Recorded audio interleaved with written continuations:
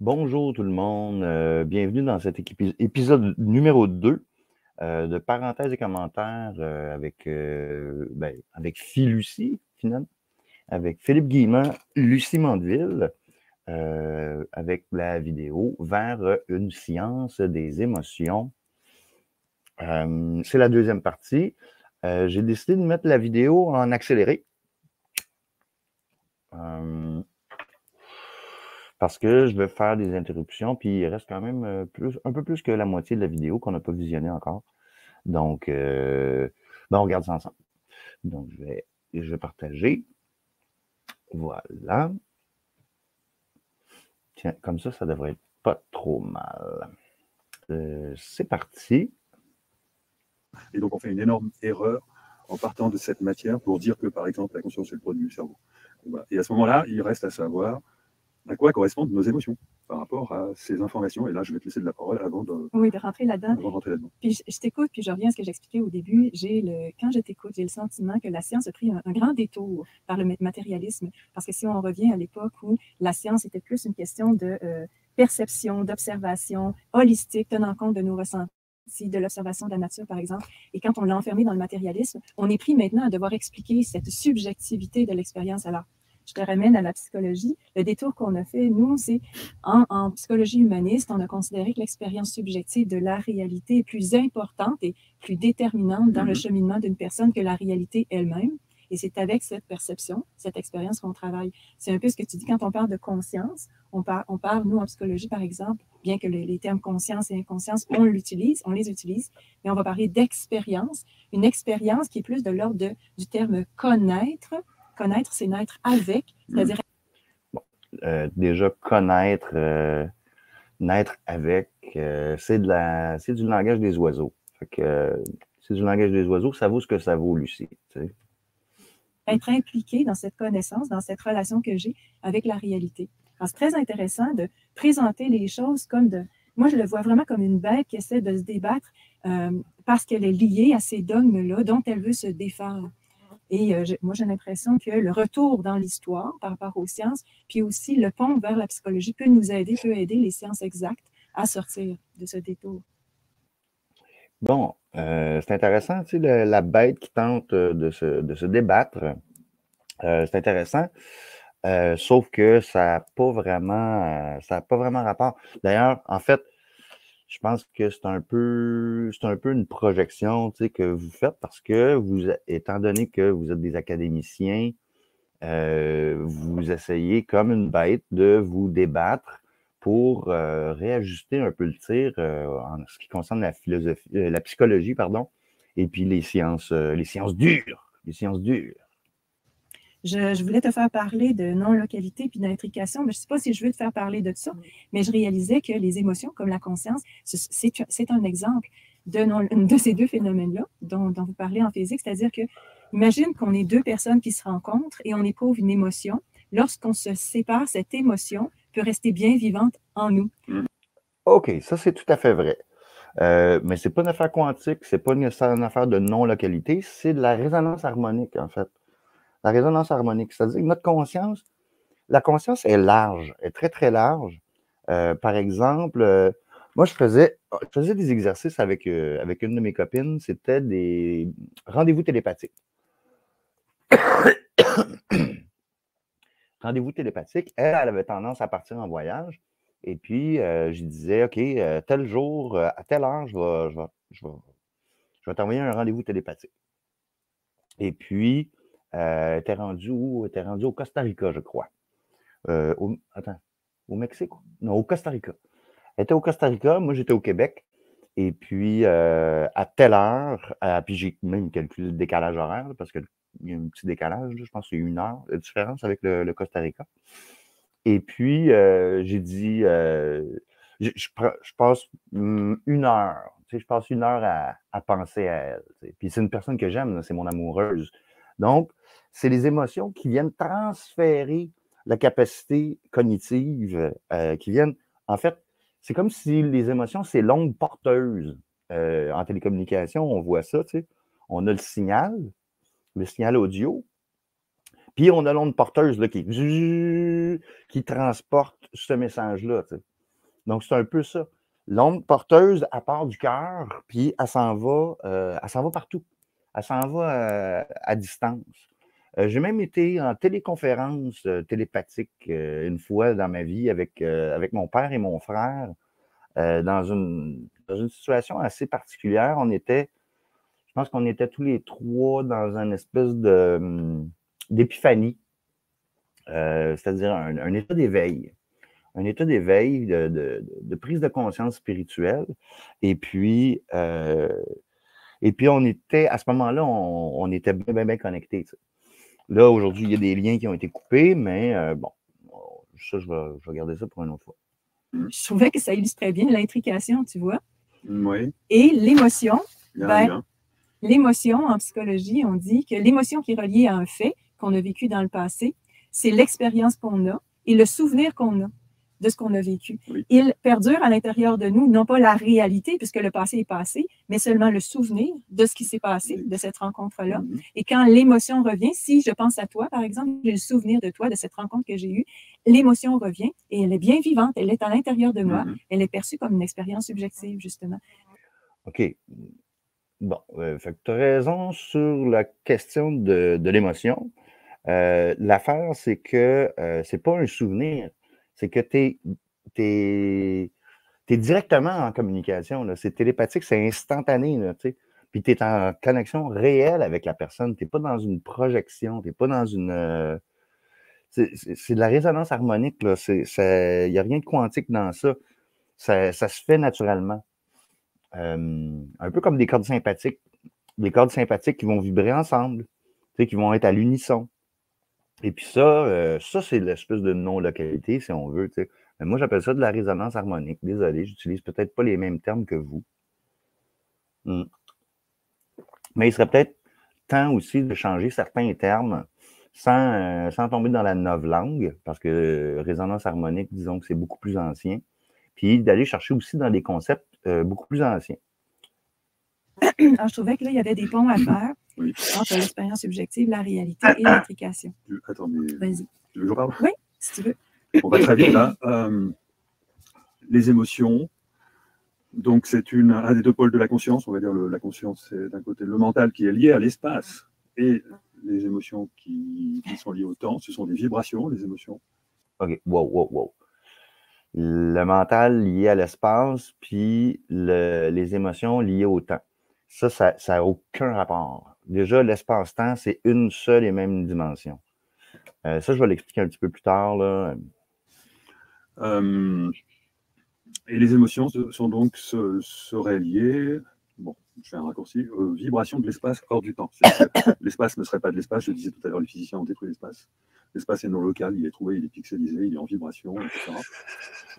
Et on arrive à comprendre énormément de choses. Enfin, disons que cette nouvelle démarche dans laquelle on propose de rentrer en partant du ressenti nous permet d'aller très loin dans la compréhension dans cette nouvelle compréhension du réel qui pourrait être l'aube d'une nouvelle science, en partant de cette idée que finalement les émotions sont liées aux vibrations de l'espace, non pas aux vibrations de l'espace que sont les ondes gravitationnelles, parce que ça, ce sont des vibrations de l'espace dans le temps, on détruit mathématiquement dans le temps, on décrit dans le temps, mais des vibrations hors du temps. Pour le comprendre, je rappelle que j'utilise souvent la métaphore du tunnel invisible qui oriente nos pas tout le reste de notre vie. Ça exprime le déterminisme, mais ce déterminisme est faux. En réalité, ce tunnel est posé sur un océan. Nous disons que voilà, cet océan, c'est l'océan du vide. Ce vide n'est pas vide. En réalité, ce vide est mu par des fluctuations de l'espace à une échelle intime, mais j'ai montré que cette échelle, elle a beau être infiniment petite, elle agit considérablement sur le réel. Et donc, des vibrations de l'espace hors du temps à l'échelle de Planck, elles sont nécessaires. Bon, l'échelle de Planck, là, arrête ça là, tout de suite. Là. Arrête ça. C'est l'éther. Hors du temps, d'ailleurs. Peuvent parfaitement correspondre aux émotions parce qu'elles ont un impact considérable sur nos lignes de temps. Voilà. Bon, OK. Fait que je vais prendre du temps. Je vais montrer ma face, là. Je vais prendre du temps pour expliquer c'est quoi, moi, ma perception du temps. Parce que c'est pas la même chose. C'est vraiment très différent. Le temps, là, il y a seulement le présent. Hein. Ils vont finir par conclure là, à la fin de la vidéo que le temps, il y a seulement le présent. et puis que l'avenir n'existe pas encore, et puis que le passé, il est mémoriel. Il est mémoriel. Fait que si on imagine deux directions, OK? Pas deux dimensions, deux directions. Donc, on a un temps qui part de l'avenir puis qui vient vers le présent. Et puis, on a un temps qui part du passé et qui vient vers le présent. Et puis, quand ce temps-là se rencontre, c'est ce qu'on appelle le présent. Okay? Moi, c'est comme ça que je peux l'expliquer. C'est d'ailleurs pourquoi les gens qui sont précognitifs, par exemple, ces gens-là, ils ont des souvenirs du futur. Ils ont l'impression, quand ils prévoient, quand ils prédisent l'avenir, ils perçoivent comme si c'était mémoriel. Donc, puis Victor Schauberger, il y avait Victor Schauberger, puis aussi Walter Russell qui expliquait justement les deux spirales du temps qui viennent se croiser. C'est comme deux cônes qui viennent rentrer un dans l'autre, deux cônes spiralés qui viennent rentrer un dans l'autre. Lui, il dessine verticalement. Là. Ça, c'est le temps. C'est le temps. Et puis, il s'interpénètre seulement dans le moment présent.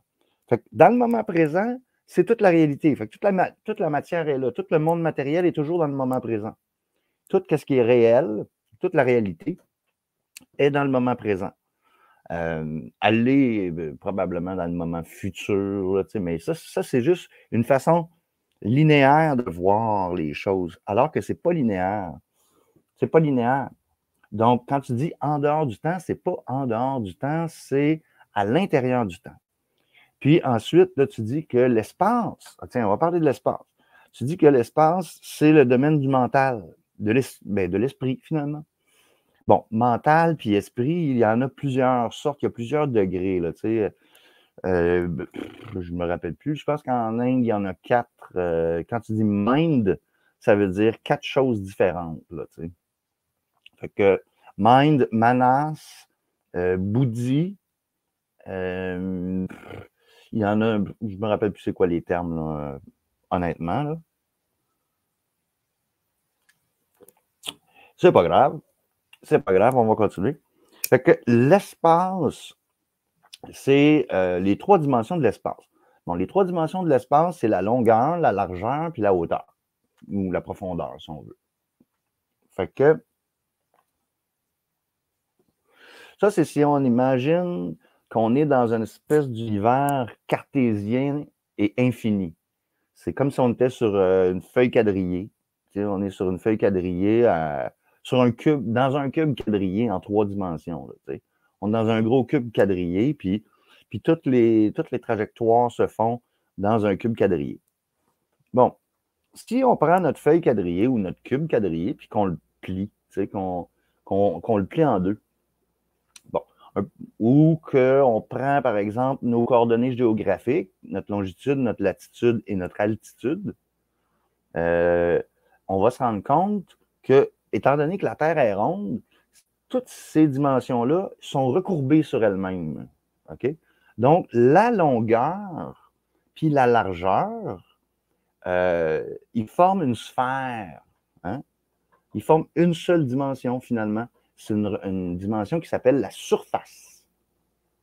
Puis ensuite, il y a l'altitude, c'est-à-dire la hauteur, qui va faire que tu vas avoir, ça va être une dimension, une surface avec une plus grande surface par-dessus, avec une autre plus grande surface par-dessus, puis une autre plus grande surface par-dessus. Donc, c'est comme les couches dans un plasma, les multicouches dans un plasma, les doubles couches, comme on appelle, dans un plasma.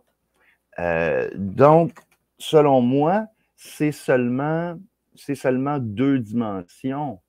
C'est-à-dire qu'il y a, je veux dire, la longueur, la largeur, tu finis par faire le tour de la Terre, puis ça se reconnecte, ça revient exactement au même, puis ça crée une dimension de surface. Puis tu as une dimension que moi j'appelle la relativité du centre.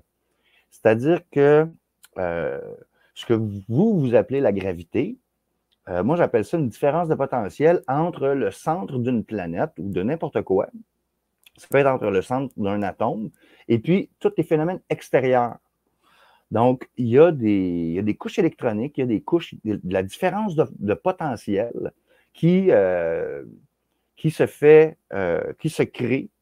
Et puis c'est ça. Dans le fond, la gravité, c'est pas, c'est la relativité du centre.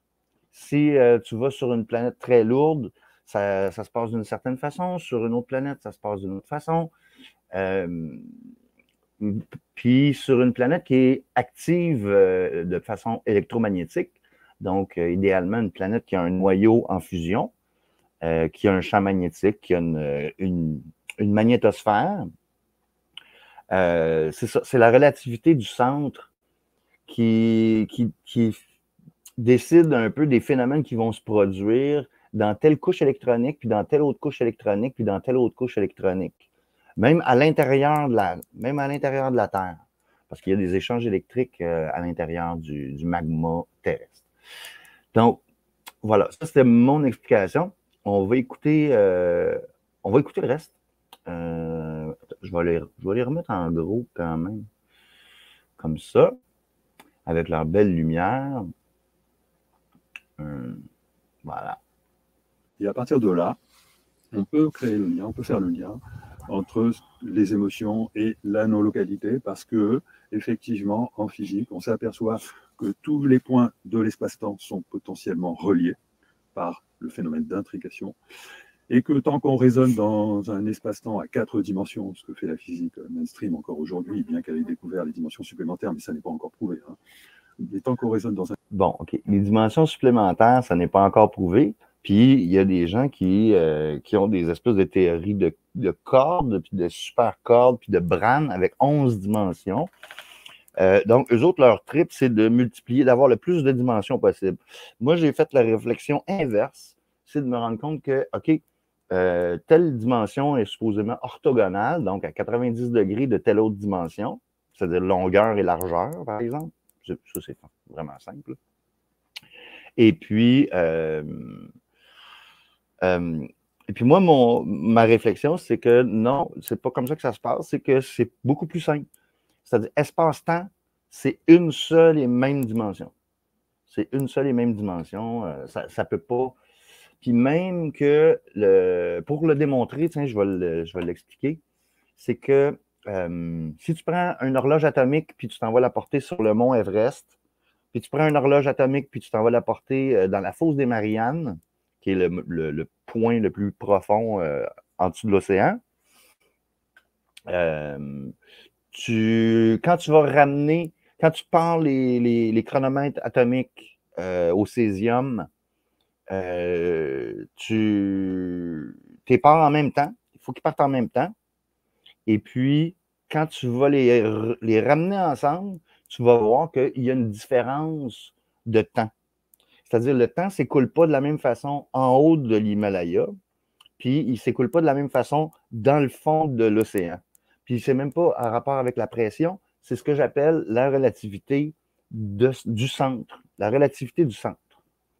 Et puis, tu sais, nous, déjà, les êtres humains aussi, humainement, c'est relativité du centre. Hein? C'est mon nombril, c'est mon cœur, c'est mon corps, c'est moi, moi, moi. Puis, tout le reste est relatif à moi dans mon environnement. Donc, c'est un peu la même chose. Pour les émotions, autant que pour les pensées. Un espace à 4 dimensions, on dit que, bon, ben, OK, tous les points de l'espace et du temps sont potentiellement reliés, mais il ne peut pas y avoir de transfert d'informations. En réalité, si, il peut parfaitement y avoir un transfert d'informations entre tous les points de l'espace-temps, à condition d'introduire les dimensions supplémentaires, qui sont des dimensions vibratoires. Non. Qui dit dimensions vibratoires, ce sont des dimensions de la conscience, des dimensions qui font intervenir l'émotion, et donc effectivement, tous les points de l'espace et du temps sont potentiellement reliés par des vibrations qui correspondent à des émotions, et c'est là que je rejoins ce que tu dis. Bon, c'est très cute, hein? Ils sont jolis quand même, les deux. Bon, on va arrêter d'utiliser le mot dimension, on va parler de densité à la place. Parce qu'étant donné que c'est des doubles couches qui sont relatives au centre, c'est pas des dimensions, c'est des densités, c'est des phases. Par exemple, tu sais, l'atmosphère l'atmosphère, la croûte terrestre, le manteau, le magma, l'ionosphère, c'est toutes des densités différentes. C'est toutes des densités différentes. C'est des doubles couches comme dans un plasma. Et puis, on ne parle pas de dimension. Quand on va parler, par exemple, si tu veux ajouter des dimensions spirituelles, par exemple, ce n'est pas des dimensions spirituelles, c'est des densités spirituelles. C'est-à-dire qu'on a le monde du corps qui est collé avec le monde de la croûte terrestre. Hein? Puis on a le monde de l'esprit qui est un peu plus vaporeux, tu sais, qui est un peu plus, puis qui est électrique aussi. Hein? Le monde de l'esprit est électrique. Et puis, il est en résonance avec la résonance de Schumann, il est en résonance avec les différentes couches, tu sais, avec, dépendamment de ta grandeur physique même, tu es plus sensible à telle fréquence ou à telle autre fréquence ou à telle autre fréquence. Mais, puis en fait, tu es sensible à un paquet de fréquences. Il y en a une panoplie, là, ça n'arrête pas. Donc, on n'a pas besoin d'utiliser le terme dimension, c'est des densités. J'aimerais en dire plus, mais il faudrait peut-être des heures pour arriver oui, puis on en a parlé dans d'autres films aussi. C'est comme si on ramenait à chaque fois ce modèle, cette théorie que tu as développée pour aider les auditeurs à mieux comprendre ta théorie par toutes sortes d'angles. Je peux rajouter quelque chose que j'ai oublié de rajouter. Parce que c'est important de comprendre ça, qu'effectivement, on arrive à se relier à quelque chose de lointain dans le temps et dans l'espace en vibrant émotionnellement une information. Si on arrive à vivre, c'est lorsqu'on vibre émotionnellement une information qu'on crée le pont avec ce qui, dans l'espace-temps, correspond à cette information. Ça explique tous les phénomènes comme les perceptions extrasensorielles, la vision à distance, la vision du futur, la télépathie, etc. Ça explique cette fameuse reliance qu'on a avec les autres, ça explique cette reliance qu'on a avec la nature. Ça vient du fait que tout est vibration. Et c'est par la vibration, alors, on n'aime pas trop placer en termes émotionnels, parce que tu rappelais toi-même qu'il y a aussi des sentiments, mais les sensations, alors j'en profite pour dire, je rappelle que ce qui est vibration, il n'y a pas de mots pour expliquer correctement à quoi ça correspond au niveau de la conscience. C'est pas que les émotions, c'est aussi les sensations, c'est aussi donc les sentiments, c'est aussi les intuitions. C'est tout ça. Bon, ben, tu vois, quand tu dis, par exemple, sensation, c'est physique, hein, c'est une certaine densité. Les sentiments, c'est éthérique, fait que c'est un autre état. Les émotions, là, ça vient dans l'astral, là, ça monte dans l'astral. Fait que c'est dans une autre densité. C'est dans une autre densité. Et puis, donc c'est ça, tu sais, c'est les sensations, c'est du plus matériel, puis on s'en va vers le plus capoté, là, tu sais. Puis qu'ensuite, l'intuition, ça tombe dans le supramental. Donc, le supramental, lui, c'est comme une espèce d'intelligence qu'on a tous, en fait, là, qui fait partie de notre inconscient pour la plupart des êtres humains, parce qu'on n'a pas décidé de vivre consciemment de notre supramental. Et puis, éventuellement, ben, ça s'en va. Puis c'est ça, la téléempathie, la télépathie, comme tu dis, toutes les superpowers qu'on a, il se passe dans ces royaumes-là, dans ces densités-là. Puis il y a certains phénomènes qui appartiennent à certaines densités. C'est ça qu'il faut comprendre. Ensuite, au-delà de l'intuition, ensuite, là, c'est le corps causal. Là, c'est le plus grand. C'est le plus vaporeux dont on peut être conscient. En tout cas, probablement que ça peut aller plus loin que ça, là, mais puis dans le corps causal, c'est là où la synchronicité se produit. Parce que c'est là où on utilise nos émotions avec les pensées, donc de l'information émotive et mentale. Puis on peut projeter des choses dans le corps causal directement. On envoie un lien informationnel directement dans le causal, puis c'est ça qui produit les synchronicités. Donc, ça, c'est une façon de se responsabiliser des synchronicités. Ça, c'est du domaine du ressenti, parce que la conscience, elle a plusieurs niveaux. Elle a le niveau physique, elle a le niveau psychique, elle a le niveau spirituel, et c'est ça qui crée toute cette richesse de ressentis, mais en tout cas, c'est par l'intermédiaire de ces ressentis que l'on arrive à communiquer avec le Voilà. lointain dans l'espace et dans le temps. Voilà. Ce que tu mentionnes, c'est ça que j'allais dire, c'est que les termes qu'on utilise peuvent parfois laisser penser qu'il n'y a qu'une dimension, qu'un aspect de notre être qui crée cette réalité ou qui nous permet de connecter avec la réalité. Alors, le mot vibration, il peut, oui, faire comme si on supposait que c'était les émotions qui créent ça, mais il faut de fait faire attention parce que pour moi, c'est une question d'être entier. L'être entier qui comprend absolument trois dimensions, les sensations, le corps, le cœur et puis la tête. Tout ça est impliqué lorsqu'on parle, par exemple, d'une personne qui est capable de percevoir dans le passé ce qui s'est passé ou dans le futur, qui n'implique pas nécessairement autant une émotion que lorsque, par exemple, on se souvient de ce qu'on a vécu ensemble il n'y a pas si longtemps, qui était un grand bonheur, par exemple. Okay? Alors, juste une parenthèse, excuse-moi, c'est que les émotions dans tout le répertoire des vibrations, du ressenti, elles ont probablement cette caractéristique d'être les plus amples en tant que vibration de l'espace, et c'est ça qui pourrait expliquer certains phénomènes parapsychologiques. Fin de la parenthèse.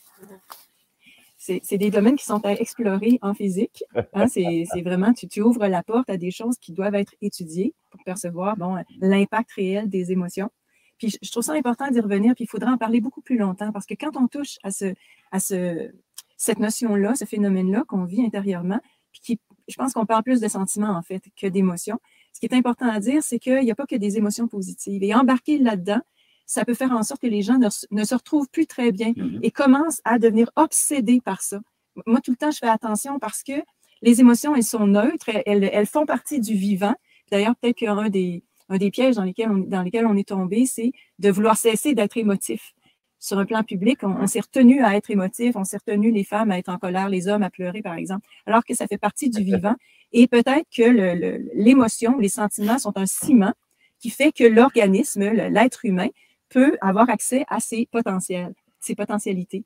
Alors, mais il faut faire attention parce que si on commence à s'autodiscipliner et à ressentir, par exemple, toujours des émotions positives ou à être en conscience tout le temps de ses émotions, puis on passe à côté de ce qu'on peut éprouver physiquement, tu vois. Alors, c'est intéressant d'étudier le phénomène, de plonger aussi loin qu'on peut, mais sur un plan pratique, il faut que chaque personne sache qu'on fait partie. On a plusieurs dimensions et toutes ces dimensions-là sont importantes. C'est la même chose quand on utilise le terme conscience. Souvent, on peut le confondre à l'aspect mental ou encore intention qu'on peut confondre à l'aspect volonté. Non, c'est ça. Ben, pour pas qu'il y ait de confusion, justement, toutes ces différentes densités-là, toutes ces différentes couches-là, c'est toute la conscience. Fait que le terme conscience, c'est pas l'intellect, c'est pas spécifiquement juste un truc. Puis là, il y a des échelles de phénoménologie. C'est-à-dire qu'il y a des phénomènes, il y a des choses qui vont se produire. Par exemple, dans nos rêves, souvent, c'est du domaine de l'astral. Ça peut être du domaine du supramental quand tu fais du rêve conscient, par exemple. Mais du côté astral, c'est des impressions, c'est des émotions, c'est tout un cafouillis, là, tu sais, c'est un joyeux bazar, un joyeux bordel qui se passe dans notre esprit pendant qu'on dort. Et puis, il y a certains phénomènes qui se produisent seulement dans cette densité-là. Il y a des phénomènes, mettons, éthériques qui, eux, se produisent seulement avec le corps éthérique, le clair touché, le toucher à distance. Autre exercice qu'on peut faire aussi, c'est d'être avec une personne qu'on aime, parce que pour que le contact se fasse, il faut qu'il y ait un attachement, il faut qu'il y ait de l'amour. Le canal ne s'ouvre que quand le cœur est ouvert et quand l'amour est présent. Donc, tu ne peux pas faire de la télépathie avec quelqu'un que tu ne connais pas. Tu ne peux pas faire de la télépathie si tu n'as pas déjà créé un lien. Et puis, il y a un exercice qui est facile à faire, c'est de pratiquer le toucher à distance. C'est-à-dire, tu demandes à ta partenaire ou ton partenaire d'aller dans une autre pièce, puis de se mettre dans l'état de réceptivité, et puis toi, tu lui touches. Tu touches une partie de son corps, à distance, avec ton esprit, pas avec ton corps, carrément avec ton esprit. Et puis ensuite, après, je ne sais pas moi, quelques minutes, l'autre personne revient dans la pièce, puis elle doit te dire OK, où est-ce que tu as senti que je t'ai touché? Et puis, au début, tu le fais un petit peu, tu l'essaies. Des fois, ça ne fonctionne pas. Des fois, ça ne fonctionne pas. Mais quand le contact commence à être bien établi, ça marche presque à tous les moments. Là, puis aussi, c'est parce que c'est une personne que tu aimes, c'est une personne avec qui tu as eu aussi un contact physique. Donc, toutes tes densités, tous tes corps, ils ont déjà été familiarisés avec le corps de l'autre personne. Donc, tu sais à peu près quelle qualité d'énergie, quand tu dis vibration, c'est quelle qualité d'énergie que tu transmets. Ça se fait pratiquement naturellement. Pas besoin de mesurer tout ça, là. C'est quelque chose qui se fait naturellement entre êtres humains, là, quand tu es fou amoureux, puis que tu es tout le temps en contact, tu retrouves les personnes. Moi, une de mes copines, il y avait un show, il y avait, je pense, 3000, 4000 personnes dans une place. Puis j'ai dit, OK, je vais venir te rejoindre. Puis elle a dit, ah ouais, mais t'as pas de téléphone, comment tu vas faire pour me retrouver? Puis, inquiète-toi pas de ça. Inquiète-toi pas de ça. Je suis arrivé au spectacle. Je me suis dit, en fait, je l'ai cherché. Puis, en fait, je me suis juste dit, ah, elle est là. Je la voyais je la voyais sur toute la place. Là, elle était là. Elle était là. Et puis, je suis allé la rejoindre directement. J'ai même pas, j'ai pas cherché. J'ai pas fait le tour du site. J'ai pas rien du tout. Je suis rentré dans la foule. J'ai dit, ah, excusez-moi, excusez-moi. Tu sais, tout le monde était collé. Tout le monde, ça dansait. Tu sais, puis bang! Bang, tombe dessus. Salut mon amour, comment ça va? Ça, c'est des termes. Et on arrive mal justement à expliquer ce qui est de l'ordre de l'indescriptible, qui est l'expérience. Alors, je reviens à cette expérience-là, puis bon, je pense qu'on peut s'aventurer vers la conclusion. C'est-à-dire que souvent, les gens en psychologie pensent que c'est instantané, c'est automatique. On a des émotions, on crée la réalité. C'est encore plus nuancé que ça parce qu'il est question d'attention puis d'effet d'anticipation. Alors, ces deux notions-là, elles doivent être prises en compte. C'est-à-dire que quand vous avez, bon, on parle de synchronicité par exemple, quand on recherche une synchronicité, ce qu'on ne devrait pas faire d'ailleurs, on va porter notre attention sur certains phénomènes qu'on perçoit dans la réalité. Et c'est l'attention. OK. Au contraire, c'est ce qu'on devrait faire. C'est de créer la synchronicité. Puis c'est de se responsabiliser soi-même de la réalité qu'on crée. Dire que c'est la synchronicité, c'est une forme de déresponsabilisation. C'est comme quand on regarde l'heure à 11h11. Ah, wow! Il est 11h11. Je suis super spirituel. Ah, que je suis connecté, tu sais, parce qu'il est 11h11. Bon, ça, c'est les balbutiements de l'éveil spirituel, si on veut. Mais si, par exemple, on n'a pas l'heure, puis on veut vérifier l'heure, ben là, c'est de deviner.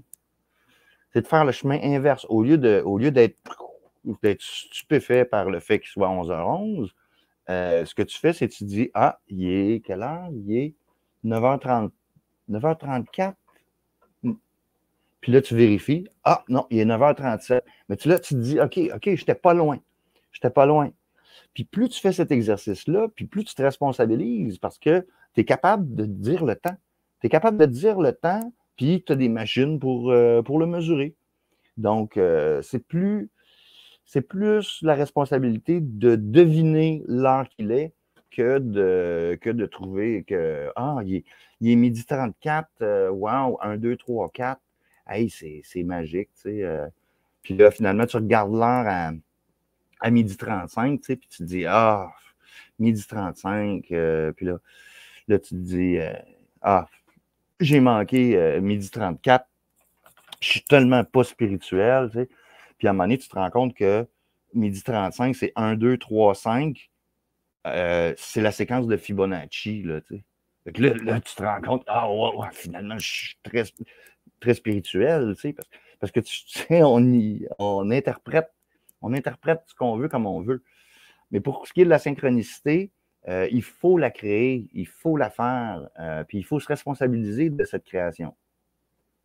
l'attention qui va créer la réalité. Voilà. Parce qu'on sait en théorie de la perception que l'attention exacerbe certains phénomènes. Et les effets d'anticipation, c'est un peu la même chose par rapport au futur. C'est-à-dire... C'est bien que la psychologie nous amène vers ça. Tu veux dire que je vais juste terminer avec les effets d'anticipation parce qu'effectivement, le fait qu'on fasse ces vidéos-là ensemble, c'est un peu pour montrer aux gens qu'il y a des connaissances dans tous les domaines qui nous permettent de comprendre la réalité. Et en psycho aussi, notamment. Les effets d'anticipation, c'est le fait que lorsque j'imagine un futur, imaginons qu'il soit positif ou négatif, le fait que je porte cette anticipation-là, je crée aussi ce futur, qu'il soit négatif ou positif. Alors, on a un pouvoir réel sur la réalité à travers ces effets d'anticipation. J'ai déjà expliqué tout ça, j'y reviendrai pas. C'est par le corps causal, ma belle Lucie. Il faut comprendre que ça intervient dans notre réalité. D'accord. Je vais juste rappeler le modèle que je propose dans tous mes livres à ce sujet-là, ce qui est à l'origine des synchronicités. Au départ, nous avons une perception, une captation de qui nous sommes véritablement, au fond de nous-mêmes. Donc, c'est quelque chose qui ne vient pas du mental, ne vient pas de nos conditionnements. On n'arrive à ça que lorsqu'on s'est complètement déconditionné par la méditation, la randonnée, etc., tout ce qu'on veut. Et c'est la joie. La drogue. La joie, le ressenti de la joie qui valide cette intuition. Cette intuition se transforme alors en intention. Et c'est là que cette intention, elle vient en quelque sorte adresser un nouveau futur potentiel qui nous vient du soi. Et pour peu qu'on reste dans la foi liée à la vibration qu'elle nous a produit, la foi ne fait qu'entretenir finalement. La foi permet d'entretenir, de maintenir dans le temps la vibration qui correspond à ce nouveau futur potentiel, qui correspond à soi profondément. Et bien là, effectivement, c'est grâce à l'attention, à tout ce qui arrive, sans que le mental évidemment intervienne là-dedans. OK. Là, tu fais erreur complètement parce que la foi, c'est la dévotion. Hein? C'est croire avec le cœur. C'est pas croire avec le mental. Donc, croire avec le cœur, c'est Bhakti Yoga. Hein? C'est le Bhakti, comme on disait en Bharat, en Inde ancienne. Donc, le cœur, la dévotion, c'est la porte qui nous permet de créer beaucoup de choses. Et puis, le mental, lui, il est... comment dire? Le mental, c'est un peu... c'est ton viseur. Puis ton cœur, c'est ta charge de poudre. Fait que c'est ça qui te permet de... Ta balle, elle s'en va dans la direction que ton mental a décidé. Puis c'est ton émotion qui porte la chose. Donc, il ne faut pas démoniser l'intellect, ni démoniser le mental, ni le supramental, ni le causal, ni l'atman non plus. Donc, c'est ça, il faut être... c'est ça, être conscient, en fait, puis comprendre les choses aussi. Voir que, OK, il y a des seuils entre ces différentes couches-là, puis mais il y a une continuité. Il y a une continuité qui se fait tout le long. Que l'on va pouvoir saisir, capter cette fois-ci les signes qui vont nous indiquer, qui vont servir de guidance pour que l'on puisse aller vers le futur en question. C'est le fameux kairos des synchronicités. Je voulais juste rappeler ça, et je voulais aussi dire au sujet de en parlant des émotions, parce que tu disais tout à l'heure que les émotions, elles peuvent être aussi négatives. C'est-à-dire qu'il y a une partie de nos émotions qui peuvent nous élever, mais il y a aussi une partie de nos émotions qui peuvent nous diminuer, nous conditionner. Ça vient du fait que, évidemment, notre pôle mental et notre pôle émotionnel sont liés, et comme le pôle mental, il est fondamentalement esclave d'un système de croyances, c'est pas par le mental qu'on peut arriver à sortir de prison. On ne peut pas sortir c'est vraiment une prison du mental qui fait d'ailleurs qu'aujourd'hui, une prison du mental, là, prenez de la drogue, là, altérez vos consciences, utilisez des substances pour altérer vos consciences. Bon, faites-le de façon sécuritaire, faites-le pas comme de façon récréative. La drogue, c'est pas récréatif, c'est une expérience mystique. Modifier sa conscience, c'est une expérience mystique. Puis, idéalement, c'est un guide pour t'accompagner. Ben là, tu peux modifier ta conscience. Là. Mais non, les prisons mentales, c'est des prisons qui sont imposées sur nous par les médias, par la société en général, par le conditionnement qu'on a eu à l'école. L'école, c'est ce qu'il y a de pire. Là, c'est la norme, c'est la normalisation, c'est suivre la règle. Puis, normal. Normal, c'est suivre les normes. Il ne faut pas être normal, il ne faut pas penser normalement, il faut... L'humanité, elle est à ce point où elle est rendue en décadence. Et donc, il n'est pas étonnant que donc, le mental produise des émotions négatives qui sont justement le résultat du fait que c'est une prison, qui ne veut pas dire que le mental ne peut pas aller vers une compréhension plus vaste, évidemment, bien sûr, mais comment est-ce que c'est possible? C'est possible si le mental se laisse porter par, cette fois-ci, les vibrations, les émotions les plus nobles, les émotions les plus positives, les plus joyeuses. Non. C'est pas dans le positivisme ni dans le négativisme que ça se trouve, c'est dans l'intensité. C'est-à-dire que si tu vis une petite émotion, une petite anicroche négative, tu vas voir... C'est ça. C'est-à-dire, comme disait Khalil Gibran, là, une petite émotion de rien du tout, ça ne fait pas grand-chose. Puis une grosse émotion, une émotion qui t'habite, qui prend tout l'espace, finalement, ça, c'est une émotion puissante. Ça, c'est un référentiel. C'est-à-dire, Khalil Gibran disait ta capacité de joie n'est égale qu'à la profondeur du puits de ta tristesse. Est-ce que je l'ai bien dit? C'est-à-dire que les émotions négatives, supposément la colère, la tristesse, ou peu importe, si tu n'es pas capable de les canaliser pour en faire quelque chose de créatif, la tristesse, ça creuse un puits à l'intérieur de toi, puis plus ce puits est profond, et puis plus tu peux être rempli de joie. C'est paradoxal.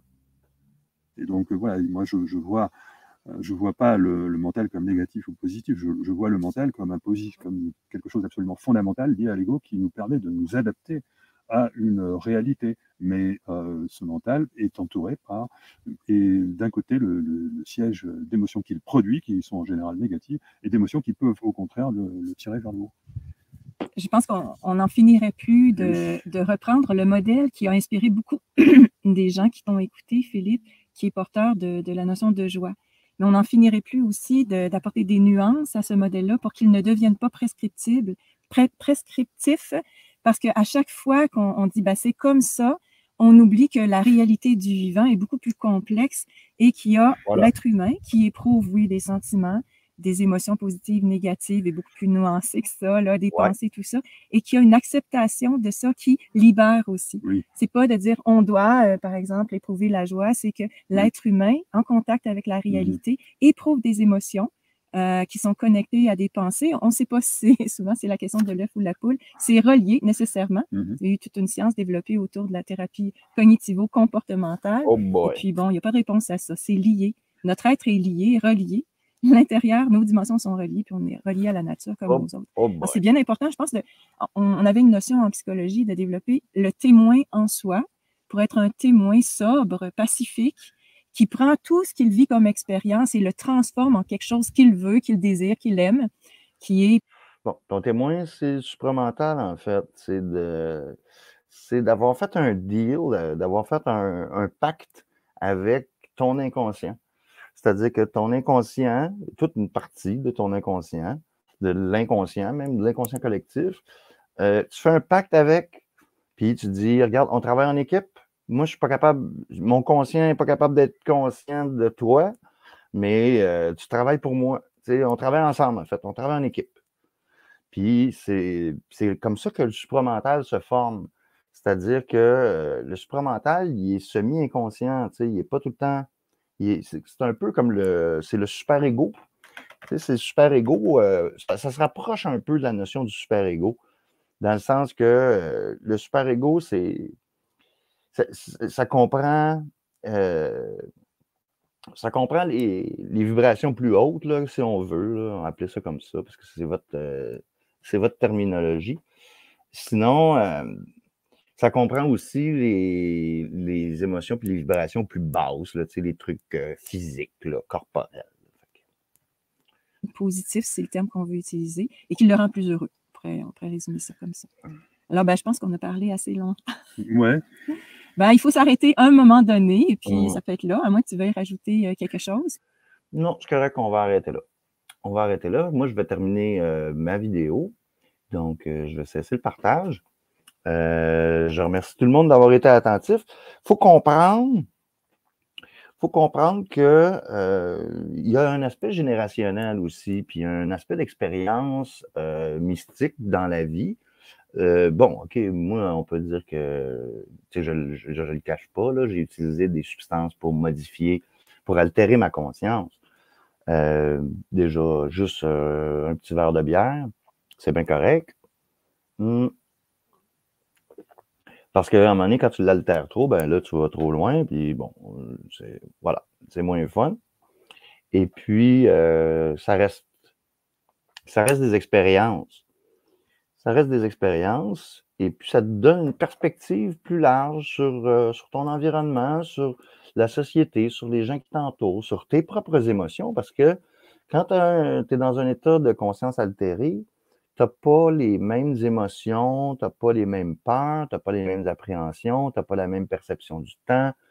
Il y a bien des choses qui changent, là. Tu vois des sons, tu entends des couleurs, tu goûtes des... Je sais pas. Tu goûtes des idées. Fait que ça peut être une façon, tu sais, d'élargir sa conscience. Faut être prudent, par exemple. Faut être prudent parce qu'il y a toutes sortes il y a différents types de substances. Je ferai une capsule éventuellement sur les différents types de substances, puis les familles de substances, puis les familles de conscience qui viennent avec ces substances-là. Puis ça va du chocolat jusqu'au café, jusqu'à la cocaïne, jusqu'à le DMT, le LSD, l'ayahuasca, l'héroïne, les antidépresseurs. En tout cas, on en parlera une autre fois. Donc, merci. C'était le dernier épisode sur parenthèses et commentaires avec Lucie Mandeville et Philippe Guillemant. Je les remercie tous les deux pour avoir partagé qu'est-ce qu'ils ont à partager. Et puis, j'espère que mes commentaires et parenthèses vous ont éclairé un peu aussi sur... Ben, en fait, c'est ma façon de voir les choses. Donc merci. Et puis, ben, je vais vous souhaiter... Je ne sais pas ce que je vais faire là. J'ai d'autres vidéos qui s'en viennent. Bye!